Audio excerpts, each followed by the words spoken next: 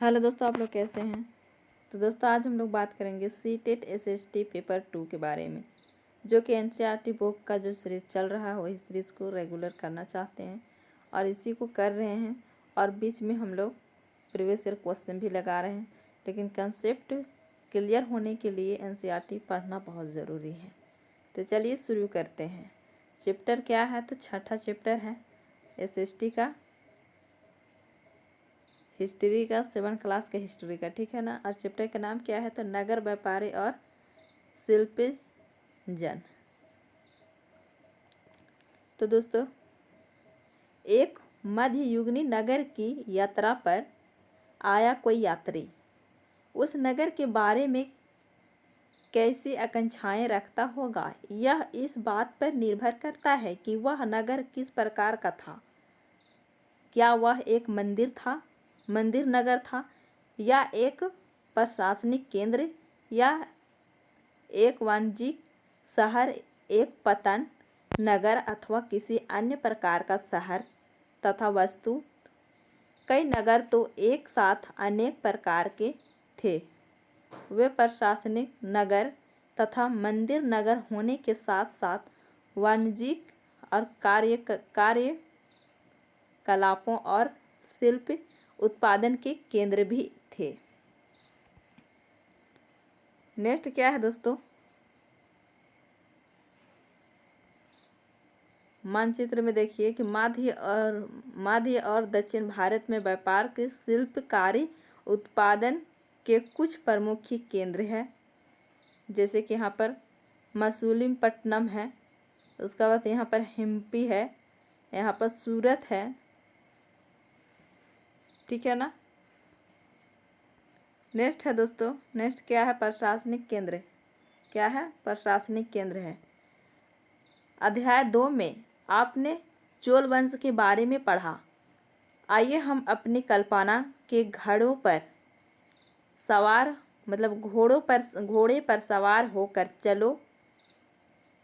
चोल राजाओं की राजधानी तंजावुर जैसा कि वह 1000 वर्ष पहले था की यात्रा पर चले। वर्ष में 12 महीने बहने वाली कावेरी नदी इस सुंदर नगर के पास बहती है। राजा चोल द्वारा निर्मित राजेश्वर मंदिर की घंटियां बजती हुई सुनाई देती है। कहाँ, तो चोल द्वारा निर्मित राजेश्वर मंदिर की घंटियां बजती हुई सुनाई देती है। और लोग नगर के वास्तुकार और कुंजरन मल्लम राजा पेरुथचन की वास्तुकला की प्रशंसा करते हुए नहीं थकते। हमें वास्तुकार का नाम इसीलिए पता है क्योंकि उसने गर्व से अपने नाम को मंदिर के दीवार में क्या है, तो उत्कीर्ण किया। मंदिर के भीतर एक विशाल शिवलिंग स्थापित है। कौन सा मंदिर में दोस्तों, तो ये है राजेश्वर मंदिर में, ठीक है ना। इस मंदिर के अलावा नगर के अनेक राजमहल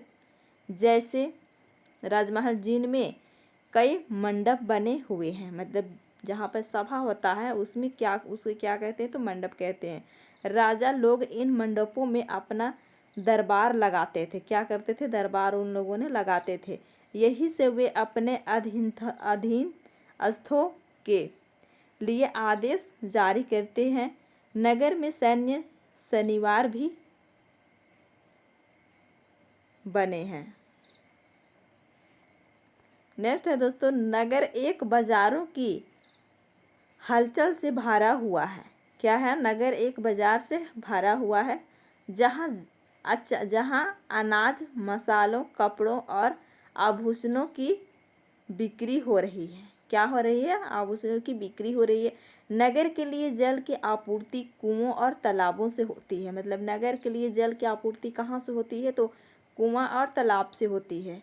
और तंजावुर और उसके निकटवर्ती नगर उरेयूर के सालियन बुनकर मंदिर के उत्सव के लिए झंडे झाड़ियाँ बनाने का कपड़ा राजा और विभाजित और अभिजात वर्ग के लिए बढ़ी सूती और वस्त्र और जनसंधारण के लिए मोटा सूती वस्त्र और तैयार कर रहे हैं।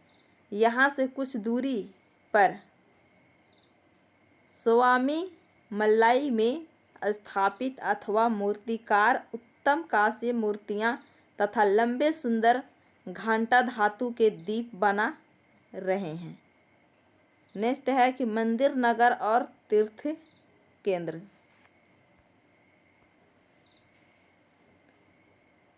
तंजावुर एक मंदिर नगर का भी उदाहरण है। क्या है? तो तंजावुर एक मंदिर नगर का उदाहरण है। और मंदिर नगर नगरीकरण का एक अत्यंत महत्वपूर्ण प्रतिरूप प्रस्तुत करते हैं। नगरीकरण नगरों के विकास की प्रक्रिया है और मंदिर अक्सर समाज और अर्थव्यवस्था दोनों के लिए ही अत्यंत महत्वपूर्ण होते हैं। और शासक और विभिन्न देवी देवताओं के प्रति अपना भक्ति भाव दर्शाने के लिए मंदिर बनाते थे। वे मंदिरों को भूमि एवं धन अनुदान में देते थे, जिनकी आय से धार्मिक अनुष्ठान विधि विधान से संपन्न किए जाते थे। तीर्थयात्रियों तथा पुरोहित पंडितों को भोजन कराया जाता था और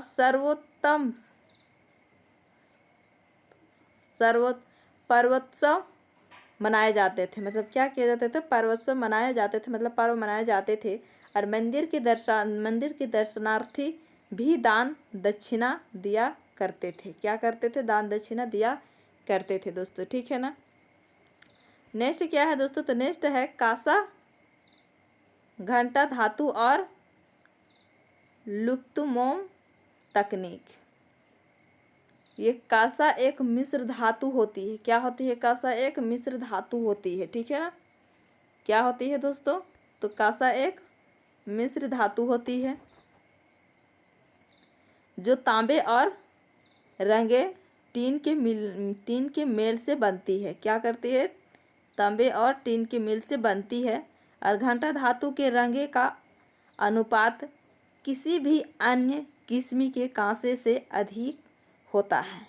यह घंटे जैसी ध्वनि उत्पन्न करती है। चोलकालीन कांस्य मूर्तियाँ लुप्तमोम तकनीक से बनाई जाती थी। और इस प्रविधि के अंतर्गत सर्वप्रथम मोम को एक प्रतिमा बनाई जाती थी। क्या किया जाता था? तो मोम को एक प्रतिमा बनाए जाते थे। इसे चिकनी मिट्टी से पूरी तरह लीप कर सूखने के लिए छोड़ दिया जाता था। आप लोग देख सकते हैं, ये छोड़ दिया जाता था। ठीक है ना। फिर जब वह पूरी तरह सूख जाती थी तो उसे गर्म किया जाता था। क्या किया जाता था? जब पूरी तरह सूख जाता था उसके बाद उसे गर्म किया जाता था और उसके मिट्टी के आवरण में एक छोटा सा छेद बनाकर उस छेद के रास्ते सारा पिघला हुआ मोम बाहर निकाल लिया जाता था। क्या किया जाता था? तो उसके अंदर से एक सुरंग था, उससे क्या किया जाता था? उससे मोमबत्ती जो निकाल लिया जाता था। ठीक है ना। फिर चिकनी मिट्टी के खाली सांचे में उसी छेद के रास्ते पिघली हुई धातु भर दी जाती थी। क्या की जाती थी? धातु भर दी जाती थी। मतलब वो पिघली हुई जो मोम थी उसी में क्या की जाती थी? धातु भर दी जाती थी। जब वह धातु ठंडी होकर ठोस हो जाती थी तो चिकनी मिट्टी के आवरण को सावधानी पूर्वक हटा दिया जाता था। क्या कहता था? उसको हटा दिया जाता था और उसमें से निकली प्रतिमा को साफ करने या चमका दिया जाता था। मतलब साफ करके चमका दिया जाता था। नेक्स्ट है दोस्तों कि मंदिर के कर्ता धर्ता मंदिर के धन को व्यापार एवं साहूकारी में लगाते थे। क्या करते थे? मंदिर के जो करता धरता था और व्यापारी में उसको साहूकारी में लगाते थे।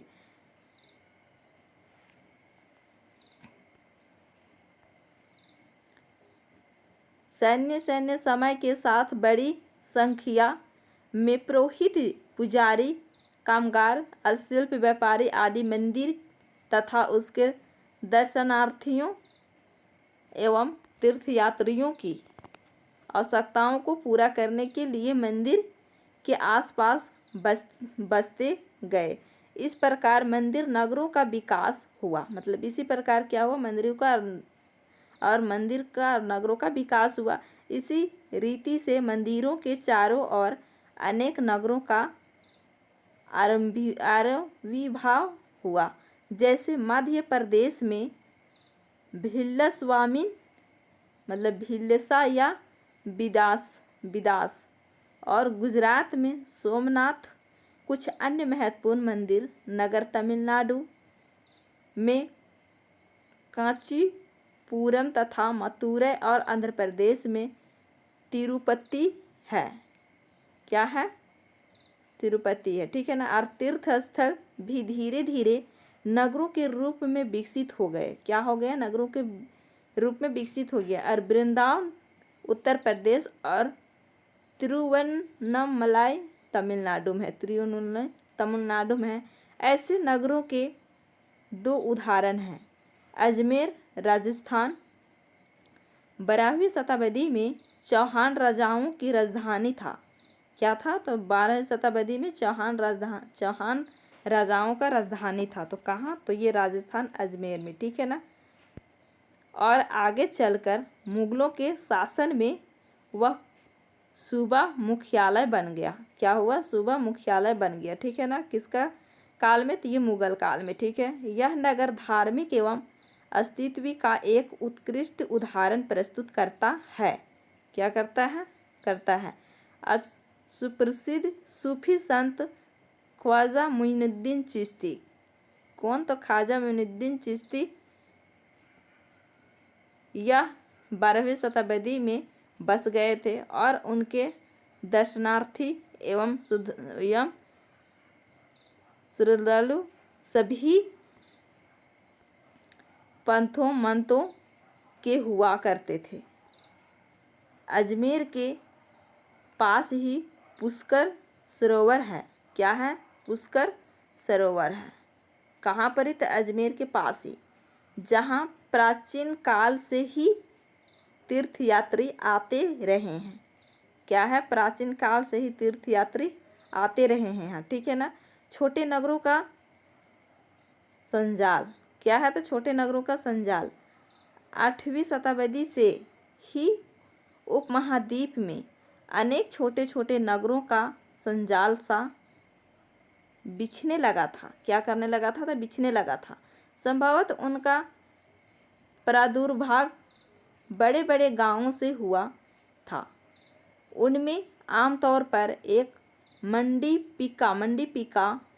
मंडपीका बाद में जिसे मंडी कहा जाने लगा। क्या कहा जाने लगा? मंडपीका और बाद में इसे मंडी कहा जाने लगा होती थी, जहां आसपास के गांव वाले अपनी उपज बेचने के लिए लाते थे। उनमें से गलियां थी जहां दुकानों एवं बाजार थे, जिन्हें बाद में हाट कहा जाने लगा। मतलब हाट कहा जाता था, लेकिन बाद में हाट कहा जाने लगा, ठीक है ना। इसके अलावा भिन्न भिन्न प्रकार के कारीगरों तथा शिल्पियों जैसे कुम्हारों, तेलियों, शक्कर बनाने वाले, ताड़ी बनाने वाले, सुनारों, लोहारों, पत्थर तोड़ने वाले आदि के अलग अलग बाजार होते थे। क्या करते थे? अलग अलग सबका बाजार होते थे। कुछ व्यापारी तो नगर में अस्थायी रूप से बसकर अपना कारोबार करते थे। क्या करते थे? अस्थायी रूप से बस करके वहाँ पर अपना कारोबार करते थे, ठीक है ना। नेक्स्ट क्या है दोस्तों? तो नेक्स्ट है, जबकि कुछ अन्य व्यापारी नगर नगर घूमकर क्रय विक्रय किया करते थे। मतलब कुछ ऐसे व्यापारी भी थे जो घूम घूम करके अपना व्यापारी चला रहे थे।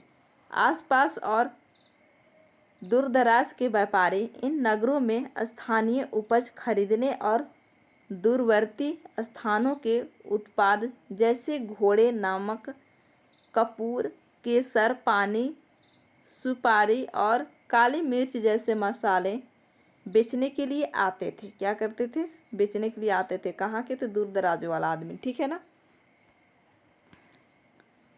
यहाँ पर देख सकते हैं ये बाजार लगा हुआ है। आमतौर पर कोई सामंत यानी पर्वतीय काल का जमींदार इन नगरों में या इनके आसपास किलेबंदी कर हम महल बना लेता था।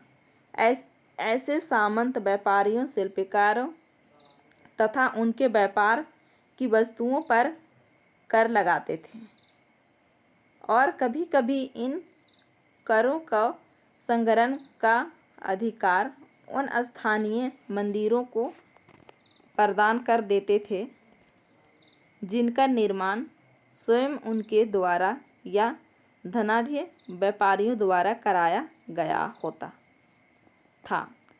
ऐसे अधिकारों का उल्लेख अभिलेखों में किया गया है जो आज भी पाए जाते हैं।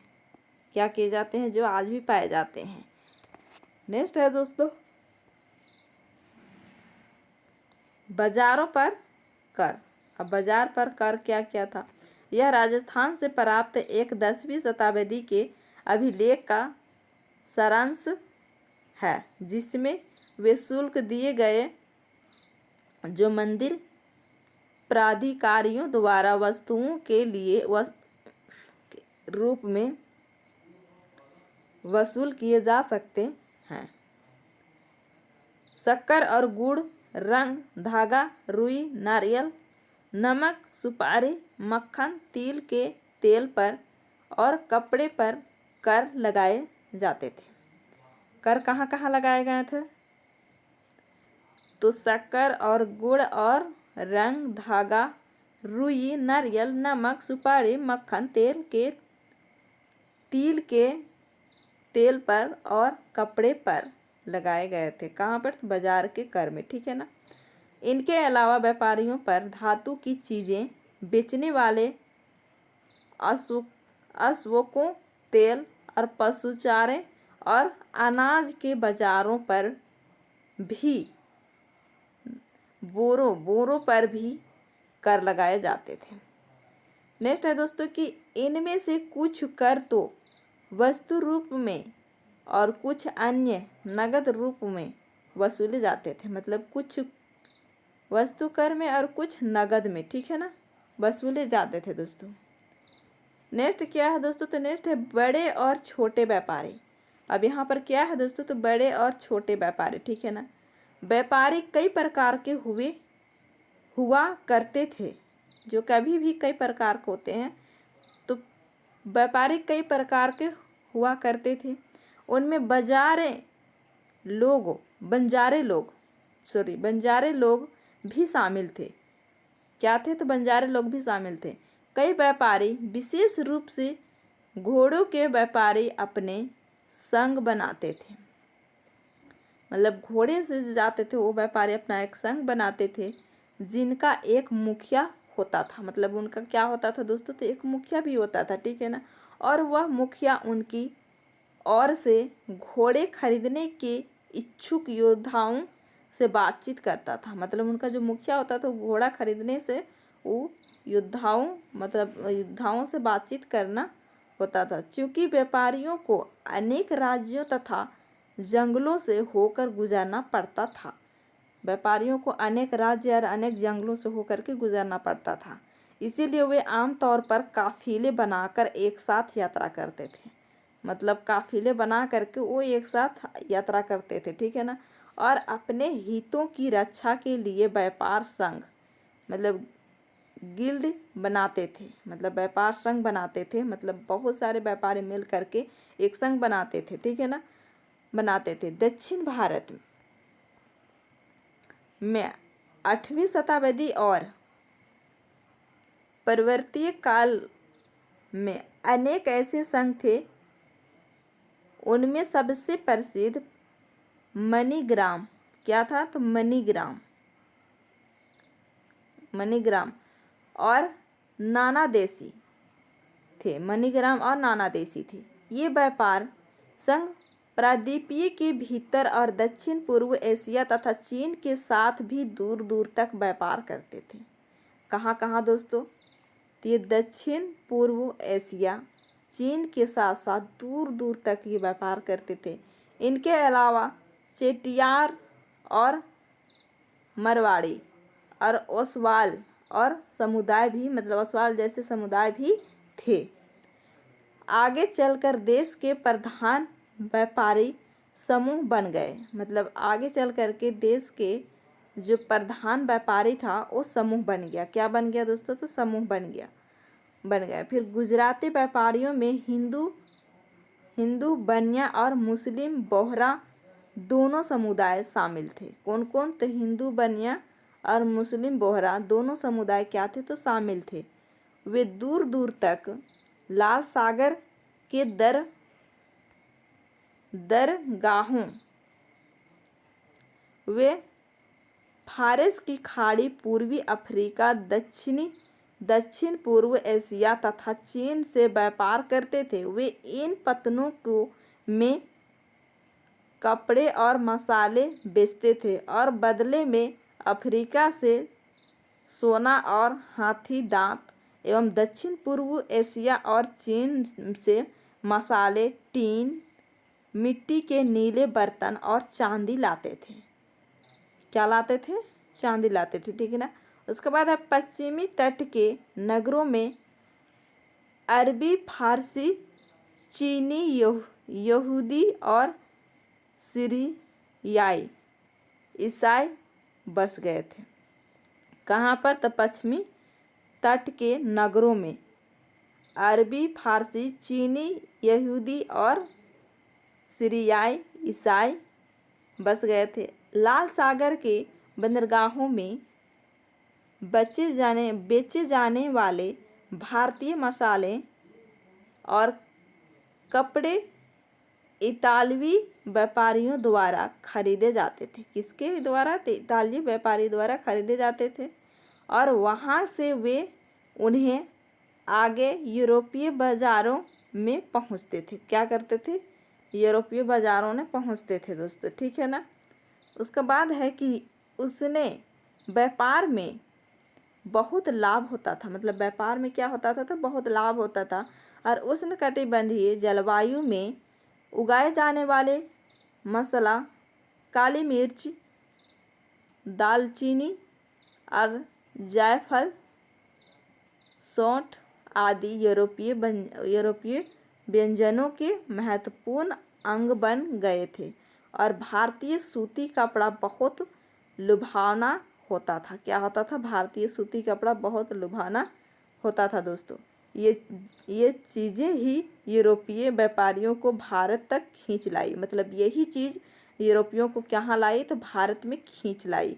समय के साथ साथ व्यापार और नगरों का रूप किस प्रकार बदला, इसके बारे में हम शीघ्र आगे पढ़ेंगे। ठीक है ना। मतलब आगे का जो चैप्टर है उसमें पढ़ेंगे। ठीक है।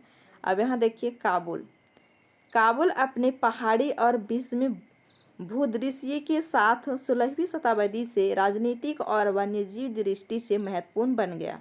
कहाँ? तो काबुल। ठीक है ना। काबुल और कंधार सुप्रसिद्ध रेशम मार्ग से जुड़े हुए थे। साथ ही घोड़ों का व्यापार भी मुख्य रूप से इसी मार्ग से होता था। मतलब घोड़े का भी व्यापार किस मार्ग से होता था? तो इसी मार्ग से होता था। और 17वीं शताब्दी में हीरों के एक सौदागर जो बेब्स्टिक और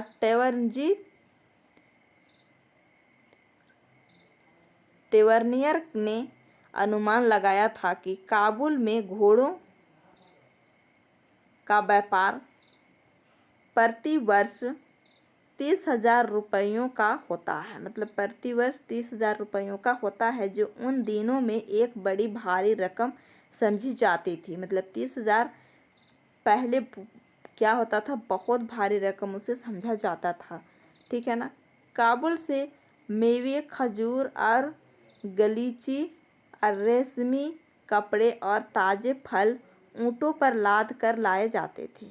क्या क्या, तो काबुल से मतलब मेवे हो गया, खजूर हो गया और गलीची हो गया, और रेशमी कपड़े और ताज़े फल ऊँट पर लाद करके लाए जाते थे और उपमहाद्वीप तथा अन्य भागों में बेचे जाते थे। मतलब उपमहाद्वीप या अन्य भागों में उसे क्या किया जाता था, तो बेचा जाता था। ठीक है ना दोस्तों। उसका बाद फिर है कि इनके अलावा गुलाम भी बिक्री के लिए लाए जाते थे। गुलाम भी बिक्री के लिए क्या किया जाता था, लाया जाता था दोस्तों। ठीक है ना। नेक्स्ट है दोस्तों, नेक्स्ट क्या है, नगरों में शिल्प। क्या है ये, नगरों में शिल्प। बीदर के शिल्पकार तांबे तथा चांदी में जड़ाई के काम के लिए इतने अधिक प्रसिद्ध थे। आप देख रहे हैं ना, प्रसिद्ध थे कि इस शिल्प का नाम ही बिदरी पड़ गया। मतलब इस शिल्प का नाम ही क्या पड़ गया, तो बिदरी पड़ गया। ठीक है ना। पांचाल आर्थिक विश्वकर्मा समुदाय, जिसमें सुनार और केसरे, लोहार, राजमिस्त्री और बढ़ी शामिल थे। कौन कौन, तो सुनार, केसरे और लोहार और राजमिस्त्री और बढ़ी शामिल थे, और मंदिरों के निर्माण के लिए आवश्यक थे। इसके अलावा वे राजमहलों, बड़े बड़े भवनों, तालाबों और जलाशयों के निर्माण में भी अपनी महत्वपूर्ण भूमिका अदा करते थे। क्या करते थे, भूमिका अदा करते थे दोस्तों। इसी प्रकार सालियार या केकोलार जैसे बुनकर भी समृद्धशाली समुदाय बन गए थे। कौन कौन, तो सालियार और केकोलार जैसे बुनकर क्या बन गए थे, तो समृद्धशाली समुदाय बन गए थे, और वे मंदिरों को भारी दान दक्षिणा दिया करते थे। मतलब मंदिरों में बहुत ज़्यादा दान दिया करते थे। वस्त्र निर्माण के संबंधित कुछ अन्य कार्य जैसे कपास को साफ करना, काटना और रंगना भी स्वतंत्र व्यवसाय बन गए थे, जिनके लिए विशेषज्ञता की आवश्यकता होती थी। पीतल के इस मोमबत्तीदान पर काला आवरण है। शॉल का बॉर्डर, मतलब जो शाल के जो किनार में रहता है ना, वही है। ठीक है ना। ये शॉल का बॉर्डर है। नेक्स्ट क्या है दोस्तों, तो नेक्स्ट है कि शहरों के बदलते हुए भाग्य। शहरों के बदलते हुए भाग्य। कई शताब्दियों के लंबे समय में अहमदाबाद, गुजरात जैसे कुछ नगर बड़े व्यापारिक केंद्रों के रूप में विकसित हो गए। कहाँ, तो अहमदाबाद, गुजरात। लेकिन तंजावुर जैसे कुछ अन्य नगर पहले की अपेक्षा विस्तार तथा महत्व की दृष्टि से सिकुड़ गए। मतलब पहले जो तंजावुर में था, वो पहले के विस्तार से अब वो क्या हो गया, तो सिकुड़ गया। ठीक है ना। इसी काल में पश्चिम बंगाल में भागीरथी नदी, कौन सा नदी दोस्तों, तो भागीरथी नदी के तट पर स्थित मुर्शिदाबाद रेशमी वस्त्रों के मुख्य केंद्र के रूप में उभरा था। कहाँ पर है, तो मुर्शिदाबाद। किस चीज़ के लिए, तो ये रेशम वस्त्र के लिए प्रमुख केंद्र के रूप में क्या हुआ था, तो उभरा था। वह 1704 ईस्वी में बंगाल की राजधानी बन गए। क्या हो गया, 1704 ईस्वी में वो बंगाल की राजधानी बन गए दोस्तों। लेकिन इसी शताब्दी के दौरान उसका विस्तार डूब गया। मतलब इसी शताब्दी में क्या हुआ, उसका विस्तार फिर से डूब गया। ठीक है ना। क्योंकि वहाँ के बुनकर इंग्लैंड की मीलों से बनकर आए सस्ते कपड़े के साथ प्रतियोगिता में टिक ना सके। मतलब इंग्लैंड से जो आ रहा था कपड़ा उसमें वो सस्ता हो गया और सस्ता के सामने वो टिक ना पाया। ठीक है ना। नेक्स्ट है दोस्तों कि हम्पी। अब ये हम्पी क्या है तो चलिए देखते हैं। हम्पी ये क्या है तो मसूलमपट्टनम और सूरत में नज़दीक से एक नज़र देखते हैं। ठीक है ना। हम्पी की वास्तुकला का सौंदर्य, हम्पी की वास्तुकला का ये सौंदर्य। हम्पी नगर कृष्णा और तुंगभद्रा नदियों की घाटी में स्थित है दोस्तों। कहाँ तो हम्पी कहाँ स्थित है तो कृष्णा और तुंगभद्रा नदी के घाटी में स्थित है। यह नगर 1336 में स्थापित विजयनगर साम्राज्य का केंद्र स्थल था। कब तो 1336 में स्थापित विजयनगर साम्राज्य का केंद्र था। और हम्पी के शानदार खंडहरों से पता चलता है, मतलब इसका खंडहर जो था उससे पता क्या चलता है कि उस शहर की किलेबंदी उच्च कोटि की थी। मतलब उच्च कोटि की थी, यहाँ पर जैसे दिखाई दे रहा है। ठीक है ना।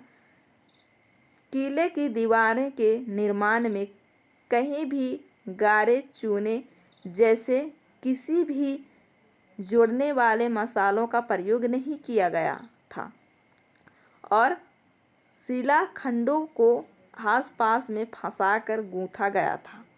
क्या किया था तो आसपास में फंसाकर गूंथा गया था। जैसे कि आप लोग यहाँ पर देख सकते हैं दोस्तों। ठीक है ना। जैसे कि ये एक ईंट है तो ईंट को दूसरे ईंट से करके फंसा दिया। जैसे कि यहाँ पर ये ईंट है। ठीक है ना। तो इसको यहाँ फंसाया, फिर इसको यहाँ फंसाया, ऐसे करके वो क्या किया है वो फंसा करके बनाया गया है। ठीक है ना। मतलब कोई भी मसाला का यूज़ नहीं किया गया है।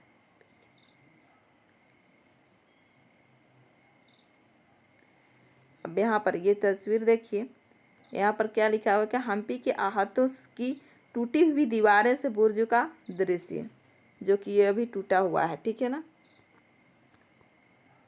नेक्स्ट क्या है दोस्तों कि एक किलाबंदी नगर, मतलब एक किलाबंदी है, उस नगर को अब एक मर्तबा देख लीजिए।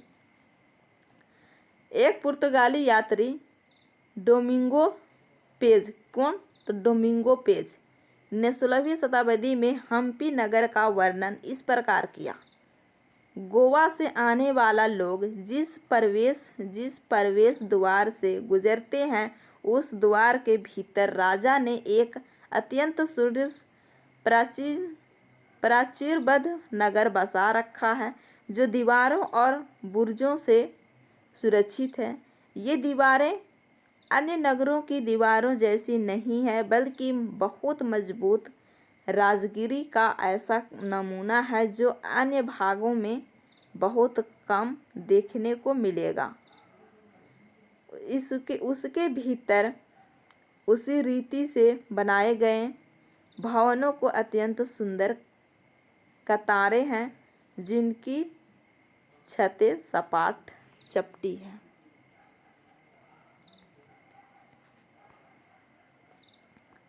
नेक्स्ट क्या है, हम्पी की वास्तुकला विशेष प्रकार की थी।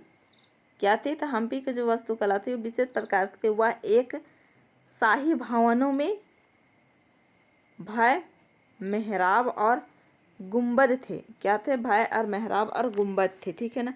वहाँ स्तंभों वाला कई विशाल कक्ष थे जिसमें मूर्तियों को रखने के लिए आले बाने हुए थे। वहाँ सुनियोजित बाग बगीचे भी थे जिनमें कमल और टोंडों की आकृति वाले मूर्तिकला के नमूने थे। और 15वीं-16वीं शताब्दियों के अपने समृद्ध काल में हम्पी कई वाणिज्यिक और सांस्कृतिक गतिविधियों से गुंजायमान रहता था। क्या रहता था तो गुंजायमान रहता था। और उन दिनों हम्पी की बाज़ारों में मुस्लिम सौदागरों और चेटियों और पुर्तगालियों जैसे यूरोपीय व्यापारियों के एजेंटों का जमघाट लगा रहता था। क्या रहता था? तो जमघाट लगा रहता था। मंदिर संस्कृति गतिविधियों के केंद्र होते थे और देवदासियों, विरूपक्ष शिव मंदिर के अन्य स्तंभ वाले विशाल कक्षों में देव प्रतिमा राजा तथा प्रजा जनों के समक्ष नृत्य किया करती थी। क्या करती थी? तो समक्ष नृत्य किया करती थी। और महान वमी पूर्व, जो आज दक्षिण में नवरात्रि पूर्व कहलाता है, उन दिनों हम्पी में एक अत्यंत महत्वपूर्ण पर्व मनाया जाता था। पुरातत्वविदों ने उस महान वामी मंच को खोज निकाला और जहां राजा अपने अतिथियों का स्वागत सत्कार करता था। नेक्स्ट क्या है दोस्तों कि अधीनस्थ व्यक्तियों से नजराने उपहार लिया करता था। क्या करता था? उपहार लिया करता था। वही विराजमान होकर राजा नृत्य एवं संगीत एवं मल्लयुद्ध के कार्यक्रम भी देखा करता था। 1565 में दक्कनी सुल्तानों गोलकुंडा, बीजापुर और अहमदनगर, बरार और बीदर के शासकों के हाथों विजयनगर की पराजय के बाद हम्पी का विनाश हो गया। क्या हो गया दोस्तों? हम्पी का विनाश हो गया। अब नेक्स्ट क्या है दोस्तों? तो सूरत पश्चिम के प्रवेश द्वार। सूरत जो गुजरात में है उसे पश्चिम की प्रवेश द्वार कहा जाता था। सूरत मुगल काल में कबे आज के खंबात और कुछ समय बाद के अहमदाबाद के साथ साथ गुजरात में पश्चिमी व्यापारी का वाणिज्य केंद्र बन गया। सूरत और मोंज की खाड़ी से होकर पश्चिमी एशिया के साथ व्यापार करने के लिए मुख्य द्वार था और सूरत को मक्का का प्रस्थान द्वार भी कहा जाता था। क्या कहा जाता था? अगर पूछा जाएगा कि सूरत को मक्का का प्रस्थान द्वार कहा जाता है, मतलब क्या चीज़ का कहा जाता है? तो सूरत को क्या कहा जाता है? तो मक्का का प्रस्थान द्वार कहा जाता है, क्योंकि बहुत से हज यात्री जहाज़ से यहीं से रवाना होते थे। क्या होते थे? जब पानी जहाज़ में जाते थे तो यहीं से क्या होते थे दोस्तों? तो रवाना होते थे हज के लिए मक्का शरीफ में। ठीक है ना। नेक्स्ट है दोस्तों कि सूरत एक सर्वदेशीय नगर था। क्या था? सूरत एक सर्वदेशीय नगर था जहां सभी जातियों और धर्मों के लोग रहते थे। क्या करते थे? सभी जाति और धर्मों के लोग रहते थे। और 17वीं शताब्दी में वहां पुर्तगालियों और डचों और अंग्रेज़ों के कारखाने एवं माल गोदाम थे। कब? तो ये 17वीं शताब्दी में। ठीक है ना। उसका बाद है दोस्तों कि अंग्रेज इतिहासकार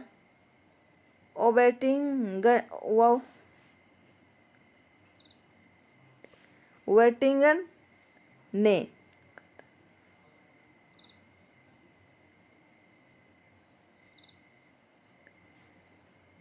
1689 में सूरत बंदरगाह का वर्णन करते हुए लिखा है कि किसी भी एक वक्त पर भिन्न भिन्न देशों के औसतन 100 जहाज इस बंदरगाह पर लंगर डाले खड़े देखे जा सकते हैं।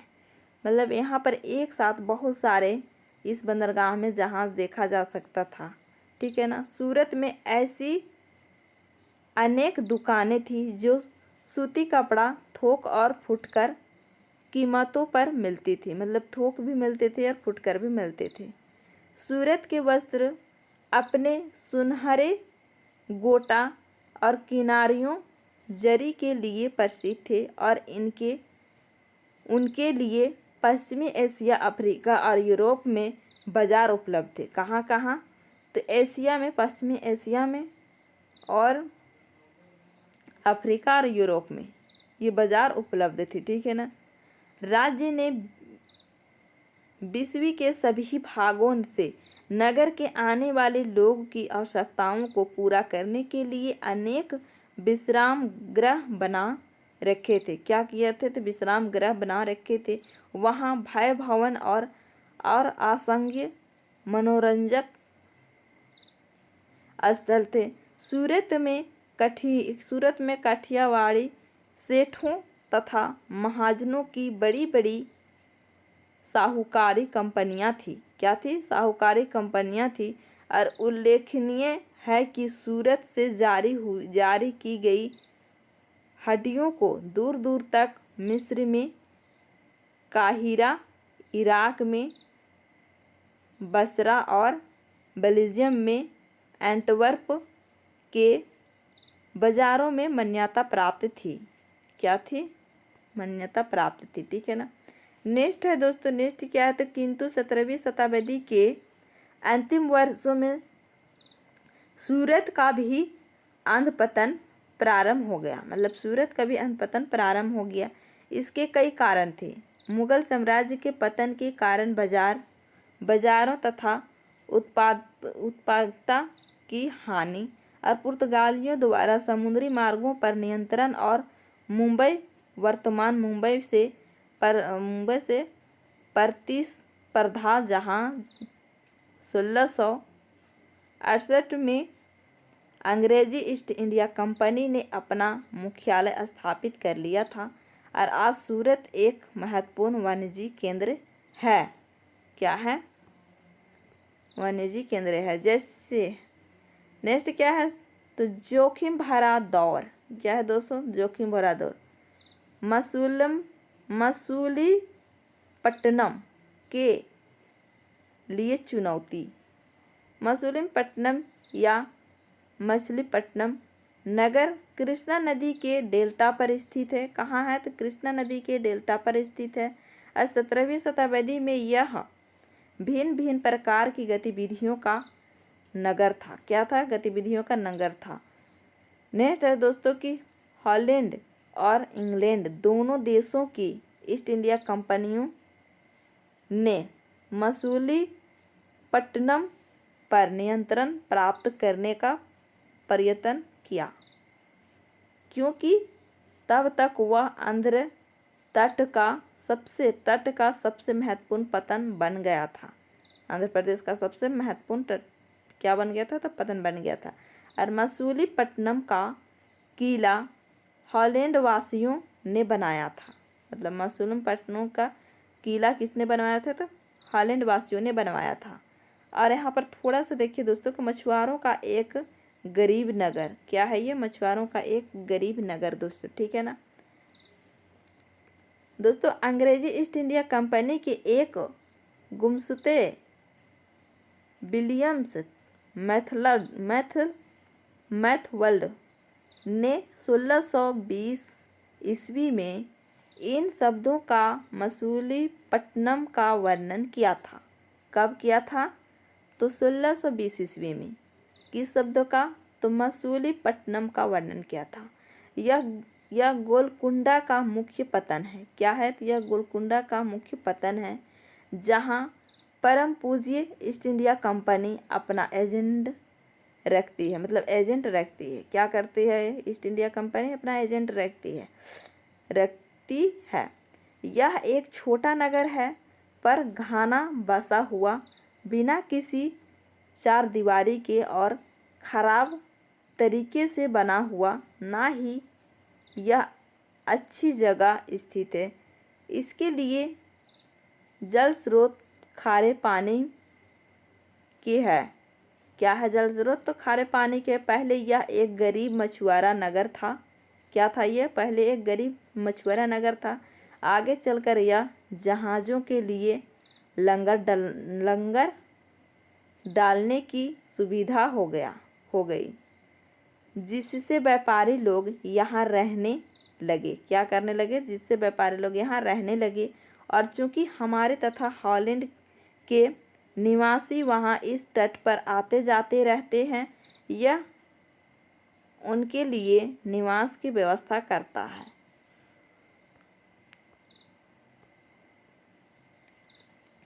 नेक्स्ट क्या है दोस्तों? तो गोलकुंडा के कुतुबशाही शासकों ने कपड़ों और मसालों और अन्य चीज़ों की बिक्री पर शाही एकाधिकार लागू किया। क्या किया? तो शाही एकाधिकार लागू किया, जिससे कि वहाँ का व्यापार पूरी तरह ईस्ट इंडिया कंपनी के हाथों में ना चला जाए। विभिन्न व्यापारी, मतलब ईस्ट इंडिया कंपनी के हाथों में सारा व्यापारी ना चला जाए। ठीक है ना। नेक्स्ट है दोस्तों कि नेक्स्ट क्या है कि समूहों गोलकुंडा के कुलीन वर्गों, फारसी और सौदागरों, तेलुगु, कोमटी, चेटियार और यूरोपीय व्यापारियों ने नगर को घनी आबादी वाला एक समृद्धशाली बना दिया। जब मुगलों ने गोलकुंडा तक अपनी शक्ति बढ़ा ली तो उनके प्रतिनिधि सूबेदार मीर जुमला ने, जो कि स्वयं एक सौदागर था, और हॉलैंड वासियों और अंग्रेज़ों को आपस में भिड़ना शुरू कर दिया। क्या किया? अंग्रेज़ों ने हॉलैंड वासियों और अंग्रेज़ों को आपस में भिड़ना शुरू कर दिया। और फिर 1686 से 87 में मुग़ल बादशाह औरंगज़ेब ने गोलकुंडा को मुग़ल साम्राज्य में मिला लिया। क्या किया? मुग़ल साम्राज्य में मिला लिया। कौन सा बादशाह था? तो यह औरंगज़ेब था मुग़ल साम्राज्य का। अब यूरोपीय कंपनियों के सामने अन्य विकल्प ढूंढने की समस्या आ खड़ी हुई। कंपनी की कई नई नीति के अंतर्गत केवल इतना ही पर्याप्त नहीं था कि पतन भीतरी प्रदेश के उत्पादन केंद्रों के साथ संबंध बनाए रखे, बल्कि इस बात की भी आवश्यकता महसूस की गई कि कंपनी के नए केंद्र एक साथ राजनीतिक, प्रशासनिक तथा वाणिज्यिक भूमिकाएं भी अदा करें। जब कंपनी के व्यापारी मुंबई वर्तमान मुंबई, बम्बई वर्तमान मुंबई, ठीक है ना, कलकत्ता वर्तमान कोलकाता, ठीक है, और मद्रास वर्तमान चेन्नई चले गए, तब मसूलीपट्टनम अपने व्यापार और समृद्धि दोनों ही खो बैठा। क्या क्या? मसूलीपट्टनम दोनों अपने व्यापार और समृद्धि दोनों ही खो बैठे। और 18वीं शताब्दी के दौरान उसका अधपतन हो गया, मतलब 18वीं सदी के बाद उसका भी पतन हो गया। ठीक है ना। नेक्स्ट है दोस्तों, आज वह एक छोटे से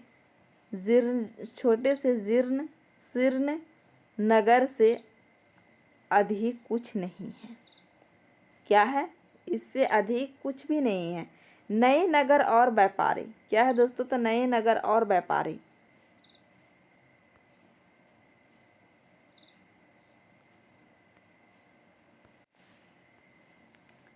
सोलहवीं और 17वीं शताब्दियों में यूरोप के देश व्यापारिक उद्देश्यों से मसालों और कपड़ों की तलाश में लगे हुए थे, जो यूरोप और पश्चिमी एशिया दोनों जगह लोकप्रिय हो गए थे।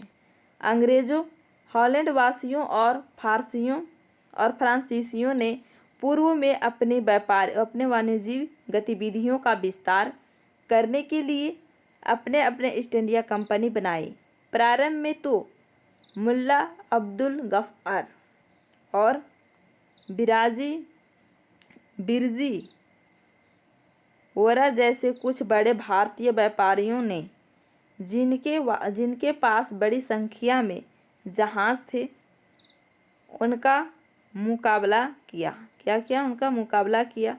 किंतु यूरोपीय कंपनियों ने समुद्री व्यापार पर अपना नियंत्रण स्थापित करने के लिए अपनी नौशक्ति का प्रयोग किया और भारतीय व्यापारियों को अपने एजेंट के रूप में कार्य करने के लिए मजबूर कर दिया और अंत अंग्रेज उपमहाद्वीप में सर्वाधिक सफल वाणिज्यिक एवं राजनीतिक शक्ति के रूप में उभर कर स्थापित हो गए।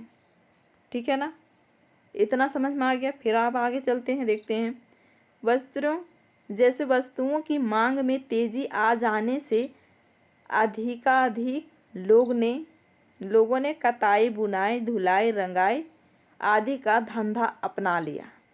क्या धंधा अपना लिया? तो कताई, बुनाई, धुलाई, रंगाई आदि का धंधा अपना लिया और इससे इन शिल्पों का बहुत विस्तार हुआ और भारतीय वस्त्रों का रूप, रंग और डिजाइन अधिकाधिक परिष्कृत होते गए।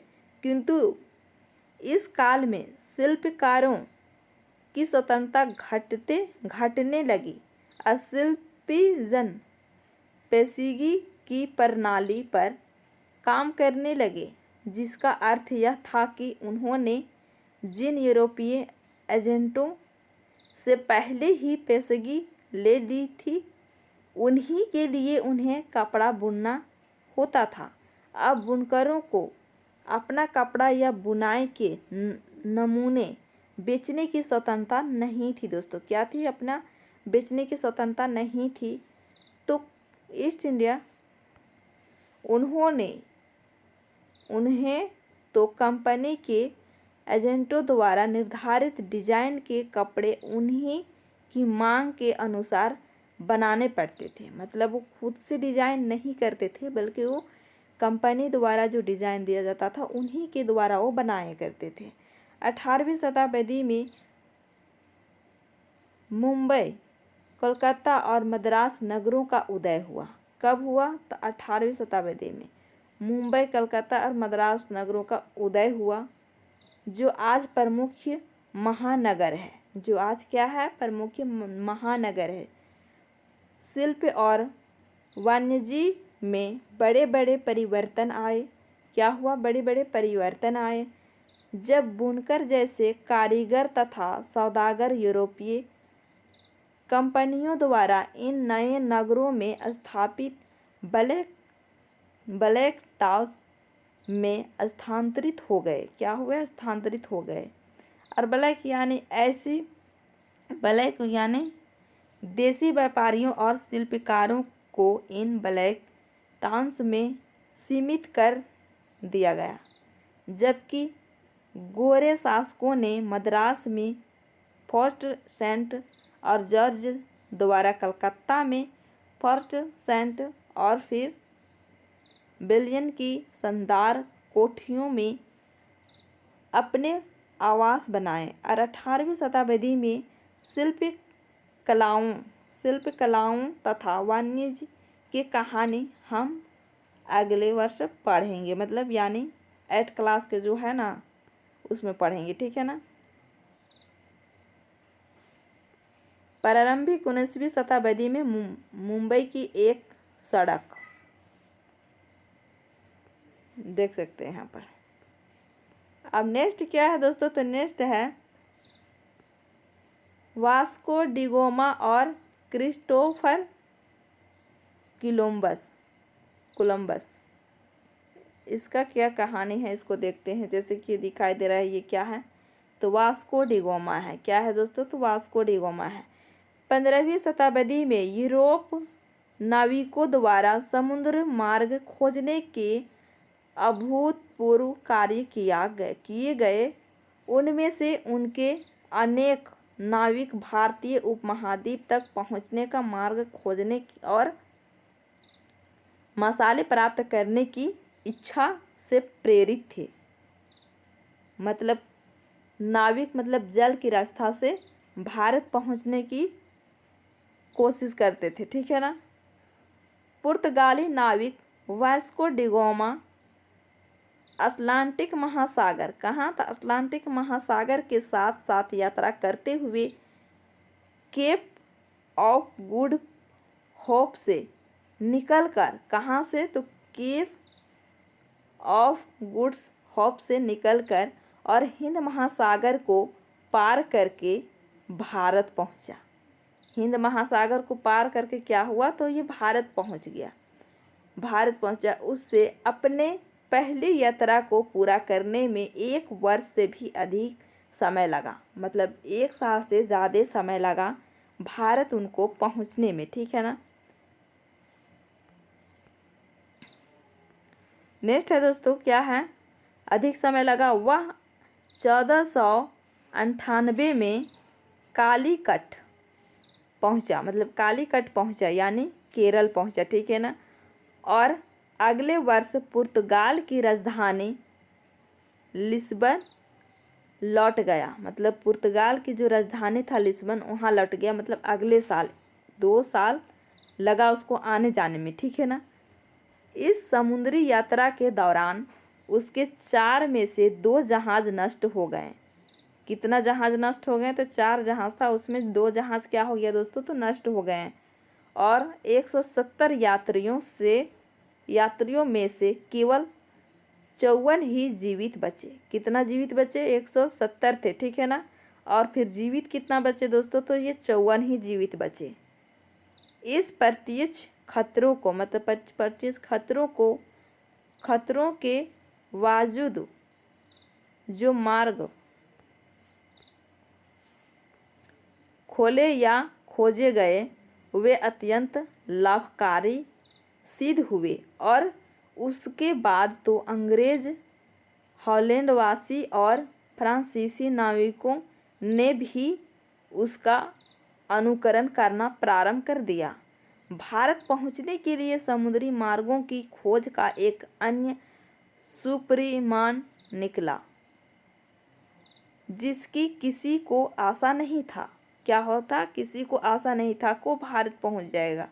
एक इटलीवासी क्रिस्टोफर कोलंबस ने भारत पहुंचने का मार्ग खोजने के लिए अटलांटिक महासागर को पार करके पश्चिम की ओर यात्रा करने का निश्चय किया। उसका सोचना था कि चूंकि पृथ्वी गोल है इसीलिए वह पश्चिम की ओर से भी भारत पहुंच सकता है। मतलब पृथ्वी गोल है तो ये पश्चिम की तरफ जाएगा तो भी वो भारत ढूंढ लेगा।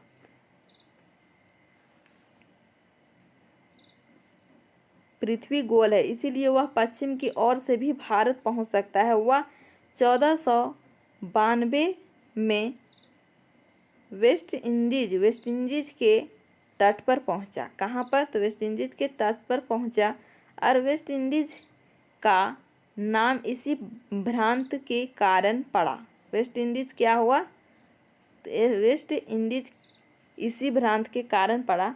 और उसके पीछे स्पेन और पुर्तगाल के नाविक और विजेता भी वहां आते रहे और उन्होंने मध्य एवं दक्षिण अमेरिका के बड़े बड़े भागों को अपने कब्जे में कर लिया। क्या किया? वो अपने कब्जे में कर लिया, ठीक है ना। और अक्सर उन प्रदेशों की पहले वाली बस्तियों को नष्ट कर दिया, मतलब पहले वाली जो बस्तियां था उसे नष्ट कर दिया। तो दोस्तों आज का वीडियो में इतने ही। अगर वीडियो अच्छा लगा हो तो लाइक शेयर और कमेंट करके ज़रूर बताइएगा। और जो चैनल को सब्सक्राइब नहीं किए हैं चैनल को सब्सक्राइब कर लीजिएगा, क्योंकि ऐसा वीडियो हमेशा मिलते रहेगा। एनसीईआरटी का बुक्स का भी वीडियो डलाते रहेगा और फिर प्रीवियस ईयर का क्वेश्चन भी डलाते रहेगा। फिर मिलते हैं नेक्स्ट वीडियो में, तब तक के लिए टेक केयर एंड बाय।